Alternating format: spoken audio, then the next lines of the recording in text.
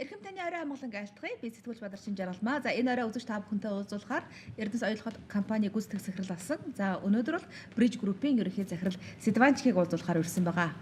Баярлалаа. Оройндөө.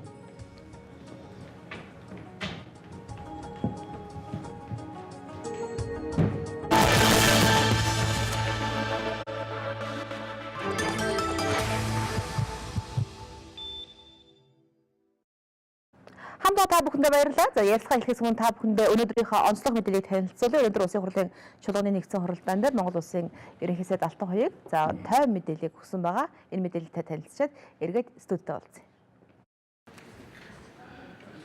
Ерөнхий сайдын мэдээлэлд онцлон тэмдэглэсэн зүйл нь өнгөрөх 7 сараас өсөж эхэлсэн валютын ханш багаар тогтворсон гэж хэллээ. Харин Улсын хурлын гишүүн Ганбаатар оюутлахын тууцын үйлсийн талаар яагаад нээлттэй дэлгэрэнгүй мэдээлэл өгөхгүй байгаа талаар асуусан юм а. Одоо харин цаашаа ингээ янз бүрийн хөрөнгө оруулалт юм янз бүрийн юм яриул өмнөх бидний хөрөнгө оруулалтын гэрээн дээр байгуулсан байгаа Монгол улсын хүртэх ашиг нь 53 нөгөө тал нь 47 гэсэн тоогоо бид шаардлагатай бол баталгаажуулъя. Ингэчээд юм ярья гэж байгаа. Тийм учраас энд ямар нэгэн засгийн газар цаагаараа яриад хилцээд шийдэт байгаа зүйл байхгүй. Зүгээр шийдэхэр ярьж байгаа нөгөөдөл нь бас эцлэж тавиагүй асуудлууд олон бий. Гишүүд цаг үеийн асуудлаар асуулт тавьж хариулт авсан чуулганы хуралдаа өндөрлөлөө. Харин ерөнхий сайдын мэдээлэл хийхээс өмнө Монгол Ардын намын бүлгийн дарга инх бол ерөнхий сайд улс орны эдийн засаг цаг үеийн чухал асуудлаар мэдээлэл хийх учраас сөрөг хүчний хувьд нарийн мэдээллийг авах хэрэгтэй. Энэ хуралдаан засгийн газрын 19 гишүүн байх ёстой. Мэдээлэл нь цаасаар 7 хоногийн өмнө ирэх ёстой байдаг ч өчигдөр ирсэн энэ 25 минутанд дэлтгэл дүгнэлтэд тавих болцоог өгөөд мэдээллийг хойшлуулж өгөхийг хүссэн. Гэсэн ч улсын хурлын дарга инх бол цөөнхийн гишүүдээс бичгээр асуулт ирээгүй учраас хариулах шаардлагагүй гэснээр ерөнхий сайдын мэдээллийг эхэлсэн. Харин энэ үеэр Монгол Ардын намын бүлгийн дарга инх бол нарын цөөн гишүүн чуулганыг орхин гарсан юм а.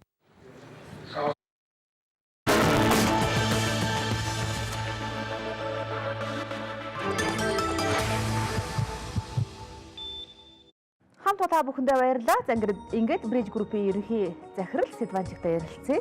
Хоёулаа ихэд ярилцлага үзэгчд маш их хүлээлттэй байгаа. Хөрөлдөх юм бол Эрдэнэс оюутлахын захирал хэдийд болсон байх тийм ээ. За тэгээд хэдийд байсан бэ гэдэг асуулт ихээхэн анхаарч байгаах. Ер нь ямар одоо зарчмаар гэх юм уу, улс төрийн томилгоо байсан уу тийм ээ? Энэ талаараа тодорхойлж өгөхгүй. За өнгөрсөн оны 12 сарын 25-нд бид амьдагдсан. За ажиллаа өгсөн нь одоо энэ оны 8 сарын 19 юм да. Тэгсэн 8 саргаар ажилласан. За томилогдсон шалтгаан бол өнгөрсөн оны сүүлээр за манай намын зарим нөхөд санал болгоод за ингээд ерөнхий сайд дэмжиж за энэ ажлыг хий гэдэг одоо хийх үү гэдэг саналыг надаас асуугаад тэгээ би хийж чадна гэж ингээд очсон зүйл дээ. Улс төрчийн байр суурин дээр ажиллаж байв эсвэл үнэхээр одоо бизнесмен тийм ээ?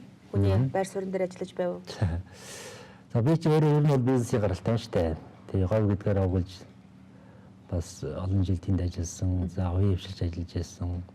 Тэгээ улс төр 4 жил их хуралцсан. Тэгээ залгуулаад бизнесийн салбартаа эргэж ирсэн л дээ. Тэгэхээр бизнесийн салбар нь бол өөрөө одоо улс төрөөс өөр юм аа. Тийм учраас би бизнес эрхлэгчийн хувьд одоо ажил асуудалд хандаж ирсэн гэж хэлмээр байна. Одоо та бас энэ Эрдэнэс оюутлахын захирлынхаа ажлыг хүчгсэн учраас бас тодорхой зарим нэгэн мэдээллүүдийг бас ярьж болох байх гэж бодож байна л да. Яг анхны хөрөнгө оруулалт ер нь ямар байсан тийм ээ? 5.1 тэрбум гэж тооцогдож байсан бол явандаа хэд болсон тийм ээ? Ер нь одоо хөрөнгө оруулагч тал маань ямархуу байр суурин дээрээс Монголтой харьцаад байна вэ? За гэрээ болоод одоо гэрээг дагалдсан техник эдийн засгийн үндэслэл гэж зайлшгүй байх хэрэгтэй. Хуулийн шаардлагаар одоо байж идэг ийм бичиг баримт байдаг л да. Тэгээ энэ хоёр бичиг баримтын дагуу бол энэ анхны хөрөнгө оруулалт гэдэг байгаа тоо бол 5.1 тэрбум доллар гэсэн ийм тоо байдаг. За гүйцэтгэл нь бол өнөөдөр нэлээд давцсан явж байгаа. За янз бүрийн тоо яригддаг. Тэгэхээр яг энэ гүйцэтгэл яг хэд болсон юм бэ гэдгийг нэгтлэх одоо мэргэжлийн ажлын хэсэг одоо шалгалтын хэсэг гэдэг юм уу. Засгийн газрын одоо 4 сайдын захирамжаар томилогдоод ингээд зөндөө 5 саргаар ажиллаад бид өвөлтөө гаргачих болов гэж бодож байна.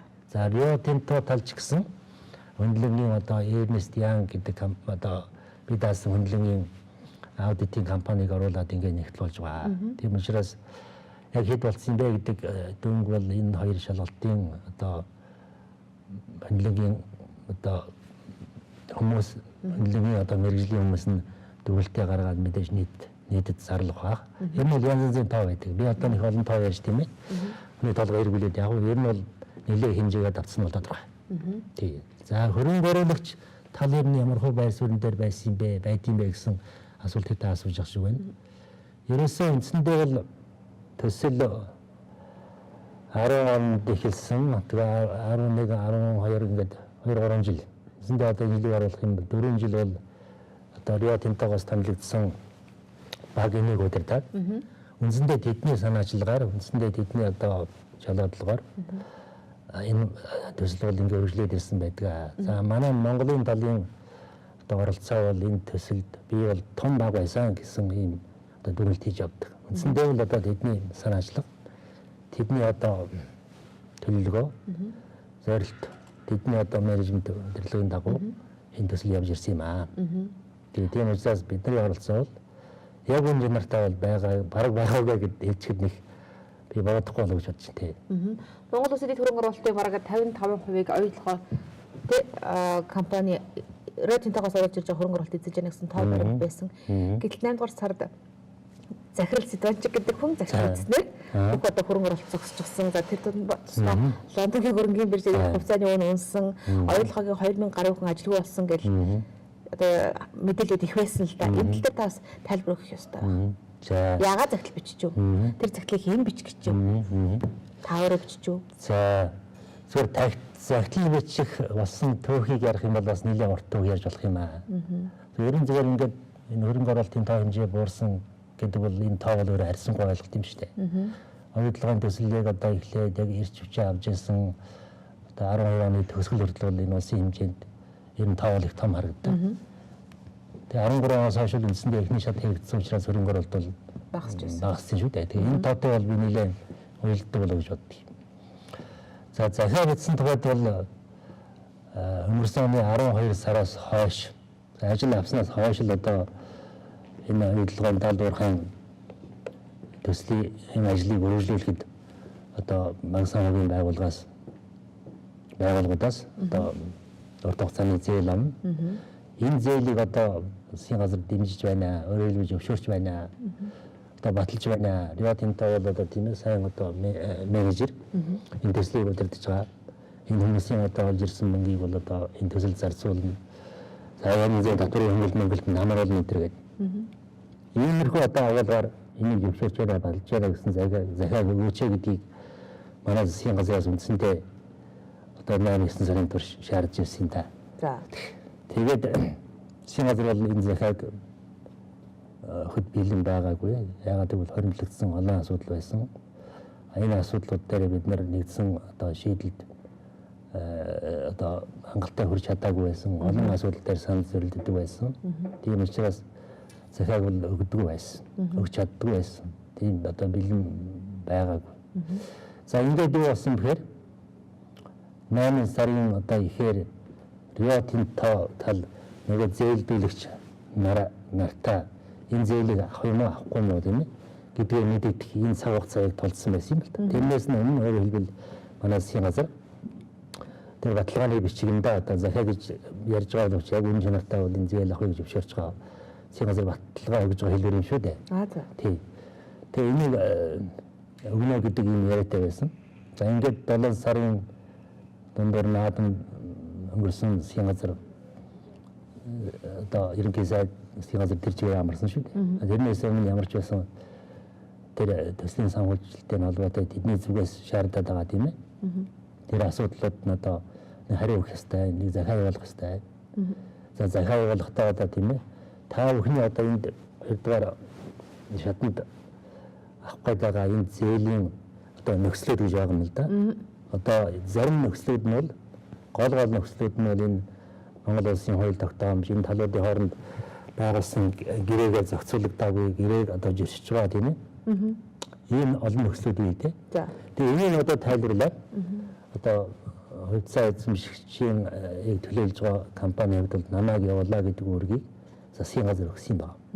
Тэгээ захааны төслийг бий бэлтгээд за засгийн газар хийнаад ингээл одоо явуулсан. 7 сарын 19-нд явуулсан захиа байдаг. Урд нэр захлаар харьцаж юм уу? Зүгээр одоо удирдлагын одоо тэр төвшөнд одоо уулзж ярилцдаг боломжууд юу нэр байсан юм? Өдөр уулзалт бол одоо гаалцсан шүү дээ. Уулзалт байсан. Тэгээ өнгөрсөн одоо 12 сараас сард ажил аваад би оны сүүлээр төлөөлөл удирдах зөвлөлийн хуралдсан хувилбар. За тэн дээр ер нь одоо ингээд олон асуудал хоримтлагдсан байна. Энэ асуудлаа одоо шийдье. Тооцын одоо хэмжээнд шийдэж чаддаг юм бол тийм ээ. Хувьцаа эзэмшдгийн орлыг хурдуулаад ингээд одоо хоёр талаас ажлын хэсэг байгуулад хурдан шийдээ гэдэг саналыг гаргаад дэмжигдээд ингээл одоо Рио Тинто одоо хөрөнгө оруулагч талаас ажлын хэсэг томилогдож ирээд за манай талаас одоо бас ажлын хэсэг гараад ингээл хувийн нөлөөлөгчдийн орлын бэлтгэлийг хийгээл хувийн нөлөөлөгчдийн орлыг 2 удаа оруулсан шүү дээ. 2 сарын 6-нд оролцсон байдаг. За энэ хугацаанд за тэрнээс хойш бол ер нь одоо сайд нарын төвшөнд, ерөнхий сайдын төвшөнд, за ажлын хэсгийн төвшөнд тийм ээ. Ер нь уулзтууд бол тоогоолцсон доо. Тэр бол одоо хангалттай бас. Тэр болгон дээр л одоо энэ төслийн санхүүжилт гэдгийг ярьдаг байсан. Ерөөсөө нөгөө талаас хөрөнгө оруулагч Риадын талаас одоо ганц тавьдаг, ганц одоо анхаарлаа хандуулдаг асуудал нь бол ерөөсөө энэ асуудлыг л ярьдаг байсан. Бид болохоор нэг олон асуудал яриад байдаг. Энэ зээлийн нөхцөж одоо болохгүй байна. Энэ гэрээж ирч байна, Монгол улсын хуулийг ирч байна. Нөгөө төслийн өрөөгөөж гэдэг юм чи одоо хаана явж байна тийм ээ. Энэ төслөөс бид тийм ээ Монгол улс ер нь хөрөнгө оруулагч та ямар хугацаанд одоо яг ямар өгөөж авах гэдэг юм бэ? Энэ тодорхойгүй болчиход байна. Гэхдээ энийг хэрэгж харъя. Тэр анхны хөрөнгө оруулалт гэдэг маань одоо яг хэд болсон энэ дээрээ тагаа төгрөе. Гүйрээсээ та бүхэн нэгэрэг байгуулахдаа манай Сингапур батуулж исэн нөгөө техник эдийн засгийн үндэслэл гэдэг маань ерөөсөө ингэ идэрсэн юу шиг биш болсон явж байна. Энийгээ шинжилье. Энэ ч одоо их олон хэрэглэгдсэн асуудал байна. Энийгээ ярих гэдэг байр суурин дээр л одоо ингэ хилцээ явж байсан л да. Тийм. Зүгээр магадгүй та өнөөдөр ингээ ажиллаа өгсөн сууж байгаа. Хэдийгээр одоо дэлхийн томоохон төсөл дээр ажиллаж байгаад одоо ингээ болчихсон ч гэсэн эргээд энэ таны энэ аюулгүй төслийг ингээ төр зогсоодсон байдал нэг талаараа бас эрэг талтай байж болох юм. Өөрөөр хэлэх юм бол бид алдсан алдаан дээрээ эргээд аюулгүйд тийм ээ одоо анхааруулга сэрэмжлүүлэг өгч тийм ээ тэнийг засах боломж бид ч гэсэн бас эргээд ашигтай байх алдсан алдаагаа засах тэр боломж байж болох юм. Нөгөө талаар үнэхээр эсвэл бүр болохоо байлгах ч юу. Та ер нь ямар дүгнэлттэй байна? Гэхдээ ер нь бол энэ төслийн санхүүжилтийг зогсооё, энэ зээлийг авахгүй энийг одоо зогсоогоод энэ далдуурхайн ажлыг хойшлуулъя зогсооё гэсэн одоо санаатай би нэгч монгол хүн байхгүй гэж бодож байна. Одоо монгол толгойтой бол ингэж хэлсэн ярьсан бодож байгаа хүн ерөөсөө байгаагүй. За бид ерөөсөө тийм асуудал ярьдаг байсан. Бидний төслийг урагшлуулах ёстой, илүү үр дүнтэй болгох ёстой тийм ээ. Илүү өрөөгөөжтэй болгох ёстой, илүү одоо ил тодорхой байх ёстой гэдэг имиж зарчим тавьдаг байсан. Тэгэхээр энэ удаагийн энэ санхүүжилттэй холбоотойгоор энэ ажлыг ингээд зогсоосон энэ шийдвэр нь бол ерөөсөө Лондонд гарсан шийдвэр юм шүү дээ. Лондонд одоо Рио Тинтогийн тууз төлөөлөл удирдах зөвлөлд гаргаад манай аюулгүй одоо туузыг хуралдуулаад тэнд хэлбэртүүдийг танилцуулаад ингээл тэнд суужээс одоо 3 гишүүн санаа бодлоо бас илэрхийлсэн. Тэгэл тэрийг үл харгалзаад үндсэндээ 66% төлөөлөл дангаараа өгч дүрээл шийдэл ингээл шийдвэр гаргаад явсан зүйл юм шүү дээ. Тэгэхээр бол энэ ажил зогсоосон энэ санхүүжилтийг зогсоосон асуудалд бол манай засгийн газар нэг одоо оролцоо байхгүй юм да яг үнэндээ. Бид бол ямар байр суурин дээр байсан бэхээр ой мэдээж энэ төслөө явуулъя. Гэхдээ та нар энэ гаднаас олж ирэх гэдэг энэ мөнгөний нөхцөл чинь хатуу байна. Энэ Монгол улсын эрх ашигыг тохирох гэдэг байна. Олон одоо тийм ээ үед амьдсан одоо энэ Монгол улсад өрүүлэх гэдэг байна. Тэндээ одоо өндөр өртөгтэй зээл байна. Тэндээ урт хугацаатай юм байна тийм ээ. Ийм л шаардлага тавьсан. Энэ чинь болохгүй нэ энэ дээрээ яриа энэ нөхцөлөө эргэж харж болдгоо энэ дээрээ сайн ярилцъя л гэдэг ийм л зүйлийг байгаа хэлчихсэн. Тийм. За баярлалаа. Эрхэм үзэгчдээ би энэ удаад одоо Bridge Group-ийн ерөнхий захирал Сидванчигтай ярилцаж байна. За ярилцлагын дөрвөн дараа үргэлжлүүлье. За хэдийгээр одоохондоо пауз авчаад байгаа ч гэсэн энэ төслийг цаашдаа хэр үр өгөөжтэй байлгах вэ гэдэг талаар за бас ажиллаж байсан хүнийх нь хувьд одоо тайлбарыг сонсох болно.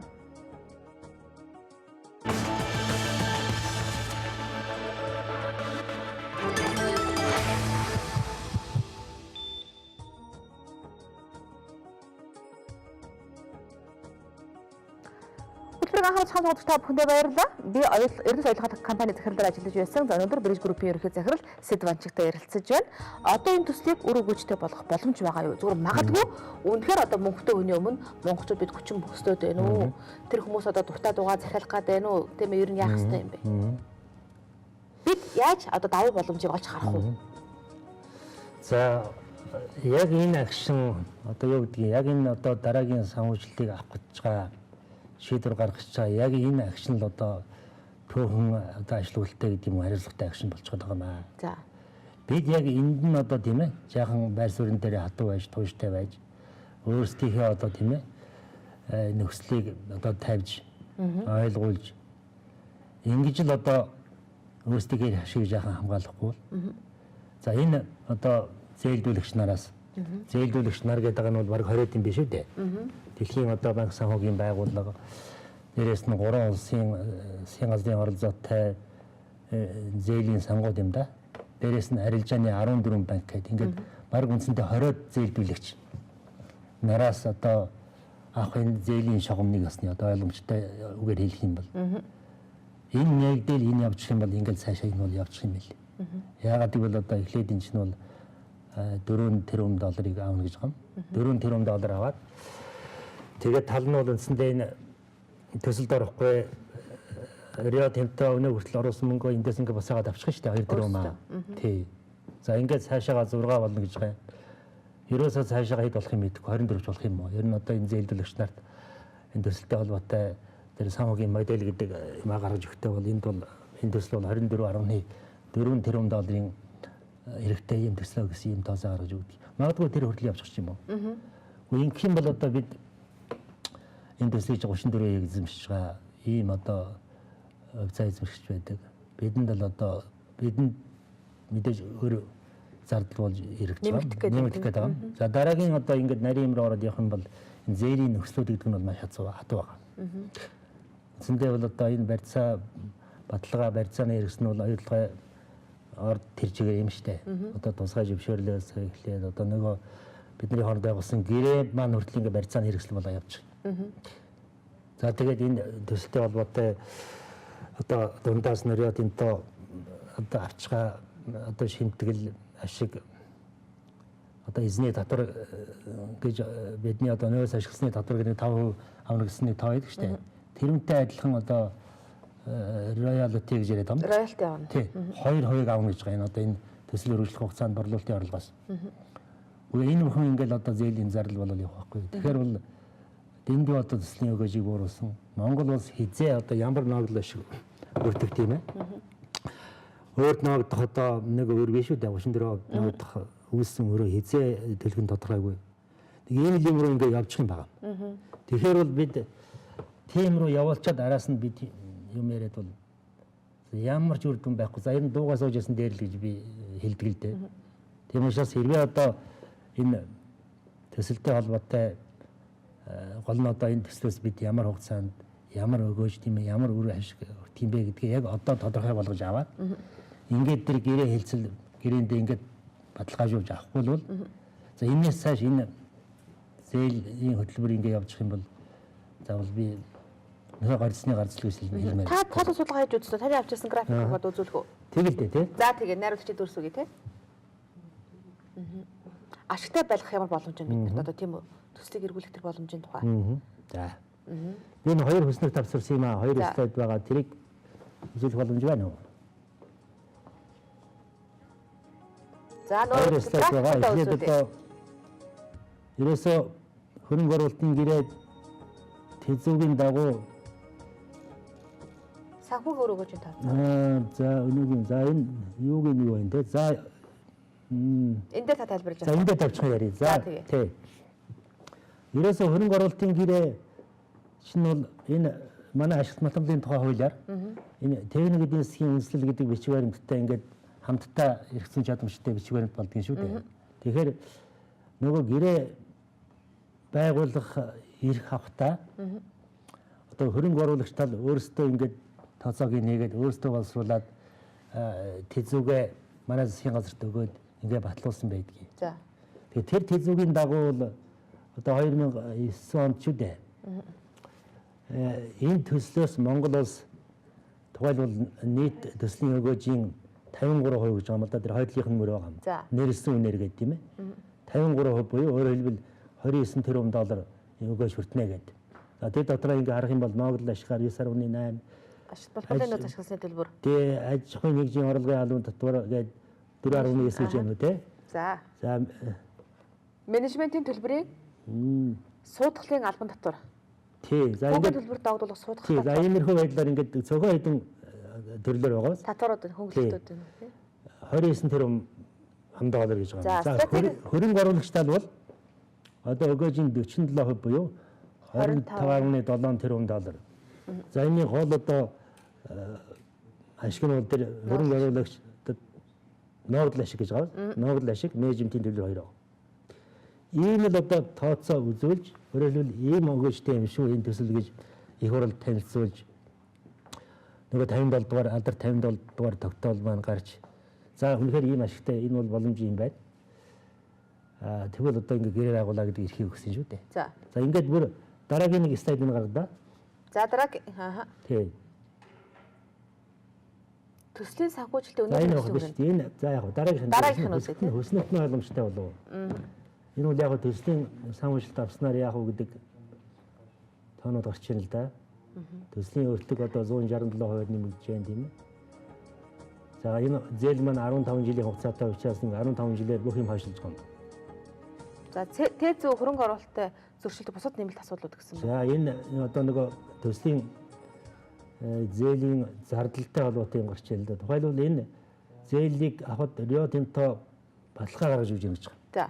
Тэгээд одоо зээлийн үлдэгдлээс 2.5% шинтгэл аваад ингээд дүнгээр нь тооцох юм бол 1.3 тэрбум $1.3 өөрөөр хэлбэл төлхөр болж байгаа. За Турко зээлийн 2% би түрүү хальт яриад өнгөрсөн тийм ээ. Нөгөө за энэ гол өснөгдөлтэй. За тэр тэзүүгээд байгаа мөр маань бол ерөөсөө юу юм штэ. Одоо яг анх танилцуулж яасан. Хөрөнгө оруулагч тал өөрөө хуулийн дагуу шүү дээ. Хуулийн шаардлагын дагуу хөрөнгө оруулагч тал өөрөө боловсруулаад манай засгийн газраар батлуулсан энэ тэзүүгийн дагуу бол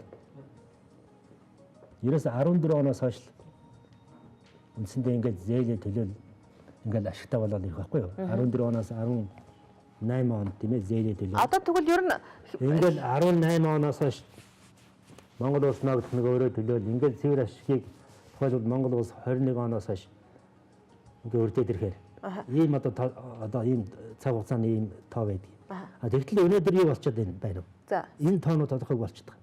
Өөрөөр хэлбэл одоо сүүлчийн хөдөлсөн гэсэн үг тийм. Одоо энэ эвдэрсэн. Угаасаа эвдэрсэн байгаа. Одоо энэ төслийн санхүүжилттэй холбоотойгоор маш тодорхойг болцсон. Тухайлбал одоо тэр төслийн өртөг энэ сүүлийн 2 мөр байна да. Эндээс харахад бол тэр хөрөнгө өөрөөр хэлбэл зээлдүүлэгч нарт гаргаж өгсөн тэр санхүүгийн модель тооцоогоор бол төслийн нийт өртөг 24.4 тэрбум $. За тэгээд ногдол ашиг авч эхлэх нь одоо тэгээд 2033 онд гэдэг юм уу.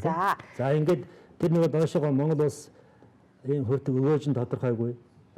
За ингээд анхны тэзүү ингээд ерөөсөө суураараа эвдрээд байхгүй болсон учраас одоо бид яах вэ? Тэзүүгээ дахиж хий гэдэг шаардлагыг үндсэндээ бид 2 жил шахах шаардал одоо хийлгэж чадахгүй байна л да. Тэгээд яг хуу тэр тэзүүгийн тодтгол гэж саний өснөгтэй дахиад гаргаж болох уу? Та тэгээ цаг дуусгах гэдэг. Тий. Тэзүүгийн тодтгол гэдэг нэг тоонууд гаргаж өгсөн. За тэргээр бол тэгэл тэр төслийн өртөгч нэмэгдээл тэр ногдол ашиг машиг тэгэл нөгөө өгөөж мөгөөж байхгүй болсон. Сая Тууцын 3 шинэ гишүүн Лондон явчихад ирсэн тий. Хэр ашигтай одоо нөхцөлийг бий болгож ирч чадсан бол. Гэхдээ тэр ерөөсөө шийдэл хүрээгүй байл л шүү дээ. Тэр хэвлэлээр хийж байгаа мэдээллийг харахад бол 15 асуудал шийдсэн гэдэг байгаа юм. Тэр нь бол үндсэндээ энэ Улаанбаатарт ярьж байсан зарим одоо нааштай шийдэгдсэн тал руу явж исэн асуудлыг л одоо Лондон шийдээд ирлээ гэдэг нь PR одоо мэдээлэл ингээс хасаад байгаа юм билээ. Би бас сонигийн өдөр авсртын хүмүүстэй байж та. 15 асуудлын одоо шийдэгдсэн асуудлын заримаас нь дурдвал ингэ бичсэн байгаа. Ингээд нэг үргэлжлэл үзсэн чинь миний ажил хариуцж явах үед бас нэлээ ажил болж тийм ээ нэтгэлцэж хэлэлцэж зөрөлдөж бас одоо шийдэх тал руугаа явж исэн асуудлыг Лондон шийдсэн болгоод ингээл одоо мэдээлэл хийгээд байгаа юм байл л дээ. Тэгэхээр бол энэ удаад бол ямар ч асуудал шийдэгдээгүй гэдэг юм байна. За. Би энэ удаар өдөр Bridge Group-ийн ерөнхий захирал Сэдванчигтай ярилцлаа. За үнэхээр оюутлогоо төслийг цаашдаа яаж одоо амжилттай хэрэгжүүлэх вэ гэхээр одоо Монголын төр засгийн газар одоо өмнөх одоо шийдвэр дээрээ тууштайгаар бат зогсож байж энэ төслийг цаашдаа амжилттай хэрэгжүүлэх боломж байгаа гэдгийг бас бидний ярилцлагаас бас та бүхэн харсан бах. За ямар нэгэн байдлаар хэдийгээр бид нар бас тийм ээ зээлдэгч одоо тийм ээ хөрөнгө оруулагчдыг татаж авчирсан ч гэсэн бид хөрөнгийн эзэн тийм ээ алтны эзэн учраас бид тодорхой хэмжээнд Одоохондоо шүү. Одоо сонсож чадна. За энэс хойш бол ямар ч одоо юм сонсохгүй шүү. Угаасаа сонсч ирээгүй. Одоо жаахан сонсох юм одоо акшн мөчтөр байгаа. За. Одоо сонсох чадахгүй бол за тэр зээлийн аваа явуулсан за юм яриад бити яриа л гэж хэлмээр. За баярлалаа. Яриач Боломжийг нэмэр үү? ашиглах хэрэгтэй баг тийм ээ. Bridge Group-ийн ерөнхий захирал Сэдванчигтай ярилцлаа. Хамт байсан та бүхэнд баярлалаа.